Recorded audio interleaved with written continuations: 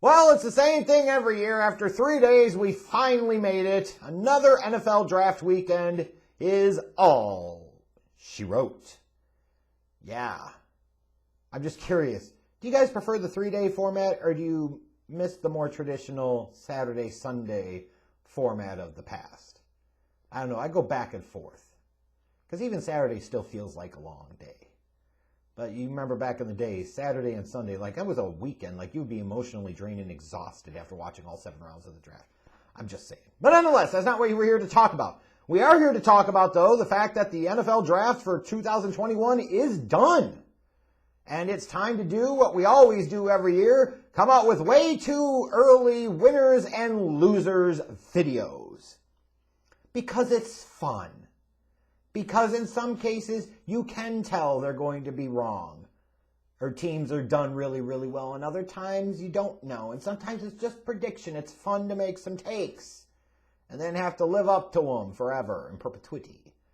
So let's go ahead and talk about some of the biggest winners and losers of the 2021 NFL Draft as a whole. I'm going to start off here with some of what I perceive to be the best picks throughout all 3 days of the draft. This is not a reflection of these are the only good or great picks that I saw. That is absolutely not true. It's just me looking at these picks from a combination of value, need, how teams got to that player, what that player may represent. When I look at some of those guys, these are the picks that stood out to me. Rashawn Slater going 13 to the Chargers. This guy you could arguably seen go in the top 10. Here you're talking about a guy that's going to help protect your franchise quarterback, Justin Herbert, for a long time to come. Christian Darrisaw to Minnesota at 23. To be able to peel back from 14 to 23 and get a guy that a lot of people were projecting potentially would go to them at 14 was really, really good work. Najee Harris going to Pittsburgh at 24. You said a running back at 24. Why? He's got some Steven Jackson type of traits. Maybe he can come in and have a Josh Jacobs type of rookie season. Bottom line is the Steelers absolutely are in a win-now mode, and Najee Harris is a significant upgrade in their backfield and, could potentially be a contender for Offensive Rookie of the Year. I love that pick for this team and the situation at that point. Elijah Moore going 34 to the Jets. I had a round 1 grade on him. They get him at the beginning of round 2. Again, the concept of building around Zach Wilson. Asante Samuel Jr. going 47 to the Chargers. I'm looking at him. He was a guy you could make an argument for being a late round 1, very early round 2 type of guy. Instead, they get him here in the middle of round 2. I envision a situation where Asante Samuel Jr. could potentially have a corner season like Antoine Winfield Jr. had at safety for the Bucs last year. And then you got to go with Jeremiah Owusu-Koramoah going 52 to Cleveland. Arguably could be the single best pick of the entire draft. I know there's questions about what's his position, where he's going to fit. The bottom line is that athleticism is special. And if the Browns had taken him at 26, people would have given it like an A minus, B plus type of grade. They got him at 52.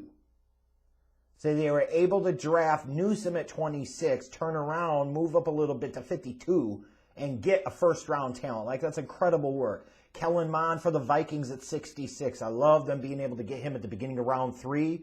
Whether he becomes the long-term answer or not remains to be seen. But at that point in time, at that position, you absolutely want to gamble on those skills and upside that Kellen Mond has. When you go to day 3, Amon-Ra St. Brown to the Lions at 112. The Melon Fonwu pick I really like for them at the tail end of round 3. But this St. Brown pick, I could foresee a situation where he's, at worst, their wide receiver 2 and potentially their wide receiver 1 this year. So the team that badly needed help at the wide receiver position after losing Kenny Golladay in free agency, losing Marvin Jones in the offseason.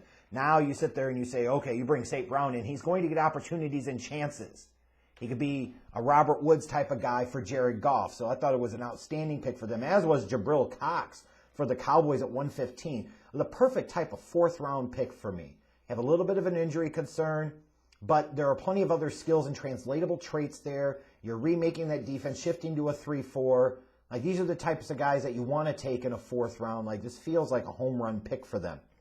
And then Trey Smith going to the Kansas City Chiefs all the way at pick 226. I know the blood clot concerns are legit and serious and certainly impacted his draft stock.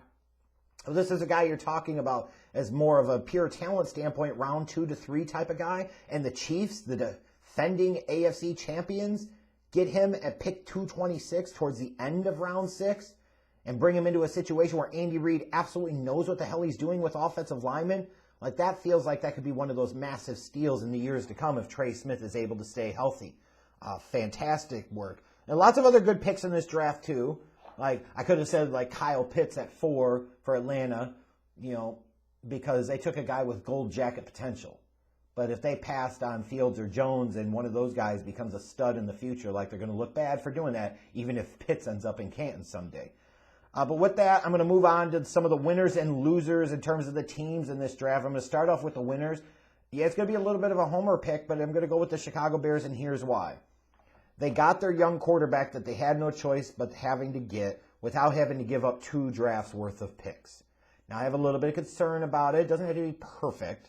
I don't agree with everything because you cut Fuller to sign Dalton to then turn around and give up next year's 1st and 4th to go get Fields. There are questions there, and Fields wasn't the highest graded quarterback on my board, available at that point in time, that's for sure. But I look at the mindset and the mentality, like understanding and embracing the fact, like, you got to move on and you got to get that guy. Tevin Jenkins is going to bring badly needed physicality and attitude to that offensive line, whether it's at tackle or guard. And there are a lot of day 3 values. One thing that Pace and his scouting team do, they do a really good job on day 3, and that continued here, I think, again this year with Barome and Herbert and Newsome and even Graham Jr. Like a couple of those guys are going to be key contributors for this team in the next couple of years. But ultimately, at the end of the day, let's be clear, it all comes down to the quarterback position. It absolutely does. If Tevin Jenkins goes to the Hall of Fame, but Justin Fields is a bust, then this draft absolutely sucks. If anything, for Ryan Pace, what I find intriguing about this is the 2017 draft should have absolutely had Ryan Pace fired by now. I mean, fuck a Tariq Cohen or an Eddie Jackson and even the Adam Shaheen pick. He screwed up so unbelievably terribly with Mitchell Trubisky. Like, he shouldn't have a job as a GM in the National Football League. Yet he had this opportunity come about. He was given more time that he frankly doesn't merit and didn't deserve. And now he's potentially saved his job for years.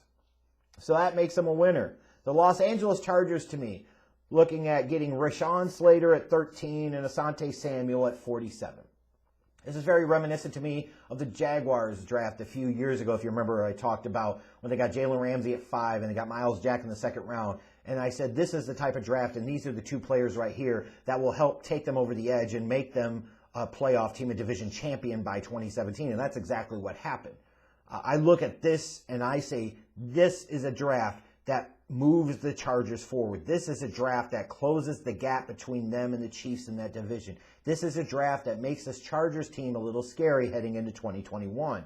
And the fact that they could just sit there and let both of these guys drop back to them. There are different ways to attack and approach the draft. You could be panicky like Pace and move up. Or you can sit there and just let the board fall to you and let the chips fall where they may. And that's what the Chargers did here, and I think they did really well for that. The Minnesota Vikings, being able to trade back, as I mentioned earlier, from 14 to 23 and still getting Christian Darrisaw. Left tackle was their number 1 need. Now you can say you got really good value out of getting Darrisaw at 23 as opposed to 14. And then you had a day 2 full of value in my mind with Surratt and Jones on the defense, and talking about Wyatt Davis is going to be a future starter in the interior of that offensive line, and perhaps most notably of all is Kellen Mond, the quarterback from Texas A&M. I love what the Vikings did on the first 2 days of the draft. And then I look at the Jets. They got my QB1 in Zach Wilson, and then they built around him. What a novel, unfamiliar concept for the Jets. Zach Wilson you bring in. He's your dude. Now you go move up and get an Elijah Vera Tucker. You might say, why would you move up for him? But some of the traits that he has, maybe you felt like he was the great fit, the perfect fit for what you do. I can justify that because especially looking at the Jets, they had draft pick capital to burn. That's okay. So you get Elijah Vera Tucker, and then you turn around at the beginning of round 2 and you get Elijah Moore. Then later on in the draft, you get Michael Carter, the running back from North Carolina. And then day 3, you invest on some young defensive talent that you assume your head coach, Robert Saleh, is going to get something out of. I love what the Jets did here. They made the statement that Zach Wilson is going to be the guy, and then they started to actually build around the young quarterback. That's what the hell you should be doing. Some of the losers in this draft, the Indianapolis Colts. After all 3 days, I'm still left wondering who the fuck's going to play left tackle after Costanzo's retirement. And more importantly, where's the help for Carson Wentz? I get maybe you felt the value was too good when Kwity Paye dropped to you at 21. Fair enough. But then you turn around and take another defensive player in the 2nd round. Like, at the end of the day, You have to make sure the Carson Wentz deal works out. And in order to do that, you need to surround him with help. I fundamentally disagree with the tactics and approach that Chris Ballard took towards this draft. Sorry, not sorry. Las Vegas Raiders. I am less harsh on them for taking Leatherwood at 17 in the sense of I agree that he was a first-round talent. I think he was getting slept on a little bit. He was a little underrated. Now, that said, I think there were better offensive linemen at the board, so that's more of a knock for me for the Raiders taking him at 17. It, to me, is more so representative of a poor understanding of the draft game. Trevon Moehrig was a very nice get in round 2, but most of the other day 2, 3 picks were really questionable in my mind. Several of them felt like reaches. I didn't see a ton of impact coming from those guys. The Raiders needed some sex appeal out of this draft. They needed some sizzle. They needed some impact players, some difference makers, and I just don't see where they got a ton of them. The New Orleans Saints. Was Peyton Turner really worth a first-round pick? Maybe he was. Maybe he was. But that was really the best you could do, especially when you were talking about before potentially trying to make a big move up the draft board was what the reports were coming out, that you were trying to make a big move up the draft board to go get a quarterback. You didn't do that, and then you settle on another defensive end. Ugh. And was Werner even the best Ohio State linebacker available? Like, really? And you took Ian Book in round 4? You took Trace McSorley 2.0 in round 4. I mean, that's what you did. Look, Notre Dame guy here. I like Ian Book. Did a lot of wonderful things for that program. But sentimentality aside, projectable traits for him at the NFL level are not there, and certainly not worth taking in round number 4. Sorry again, not sorry. For a Saints team that's trying to retool now with life after Drew Brees, I don't think they did an incredible job of that, that's for sure. And then the Seattle Seahawks. Yes, you could count the first rounder going to Jamal Adams as part of that deal, but they only had 3 picks. Eskridge may be the only one that matters.